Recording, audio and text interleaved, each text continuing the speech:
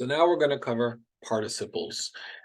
Participles are probably the more difficult of the verbals, but we're going to learn them bit by bit and make it easy. So participles are very close to gerunds. Participles are always adjectives, so that's how they're different than gerunds, okay? They are always adjectives. Now here's the part where they're the same as gerunds. Present participles end in ing.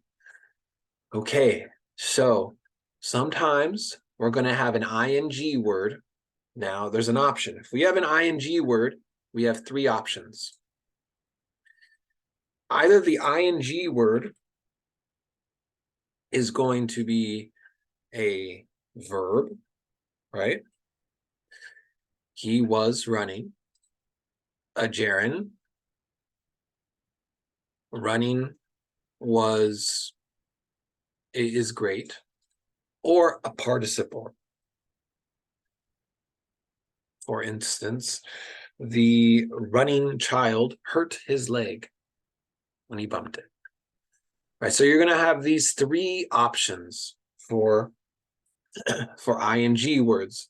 Are they going to be verbs, gerunds, and participles?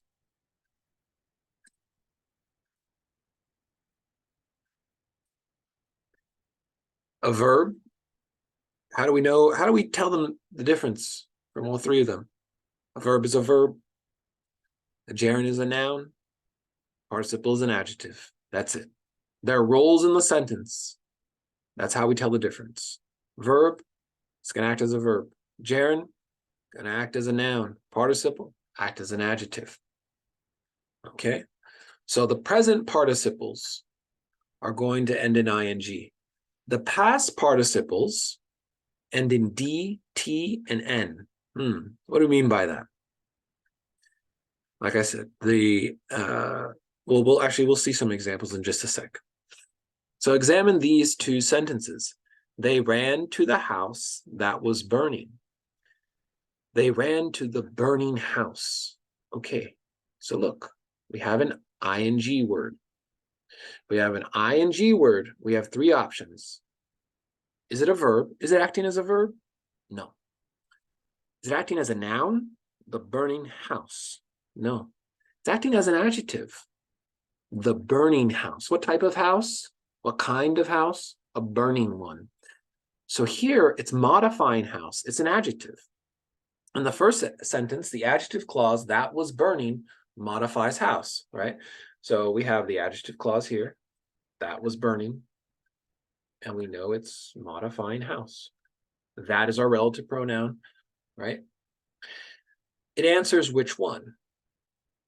Okay, yeah. Which one or what kind? Which one's probably better?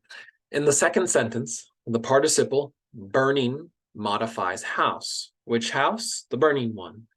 In this case, the participle is in front of the noun it modifies, like ordinary adjectives. Here is the diagram, right? So remember that the adjective clauses came after the noun that they're modifying. But luckily for us, makes it easier, participles that are adjectives come before, just like normal adjectives. So they ran to the burning house. So there's where we put the participle. It's on a slanted line, and it's modifying house, just like a normal adjective. The line for participles has an elbow in it between the slant for adjective and the horizontal line for verb, since a participle is an adjective made out of a verb. Okay, so it's like a verb and adjective combined, so you make it slanted, I guess. Okay. Let us look at a past participle. So the burned child fears the fire. Well, burned here, it ends in a D, right? This is a past participle, and it's modifying child. So we're going to diagram it as such. The burned child fears the fire. Very easy. Here are some easy sentences with participles. Diagram them. So a rolling stone. What kind of stone is it? A rolling stone. Rolling is ing, acting as an adjective, therefore it's a participle. The shifting sands. What kind of sands? Shifting of time. Cause, change circumstances. What kind of circumstances are they? Changed. The determined boy, right? So there's determined, past participle, modifying boy, made a hook with a bent pin. So here is a participle that ends in T, bent pin, right? It has the verbness of bending, but it's a noun at the same, or sorry, an adjective at the same time because it's modifying pin. Discouraged, he sat by the dying embers. He sat by the dying embers, modifying embers. What about discouraged? What is discouraged here?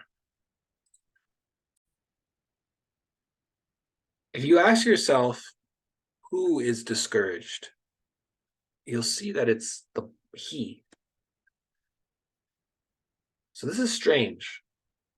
Discouraged is modifying he, right?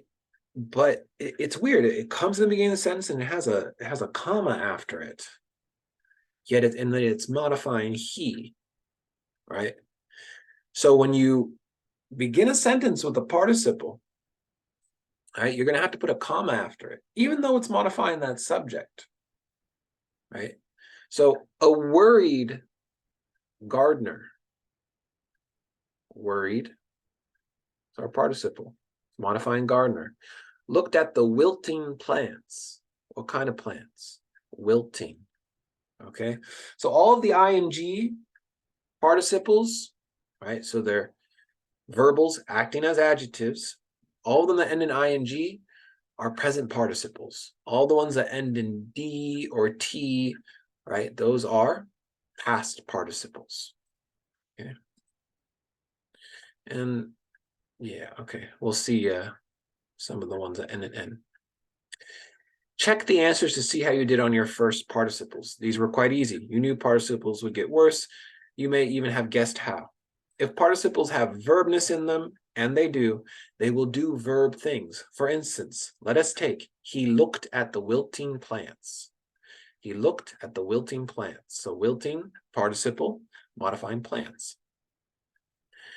What if we said, he looked at the plants wilting in the sun? In the sun tells where they were wilting. So participles can take adverbial modifiers. This makes sense, since after all, a participle is an adjective and adverbs modify adjectives. So, right, if we remember, what do adverbs modify? Verbs, adverbs, right, and adjectives. So participles are adjectives, so they can be modified by adverbs.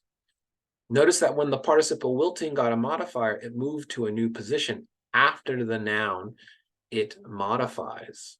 It modified, right? So it was, if we look back, it said, he looked at the wilting plants. But then when we add the modifier, he looked at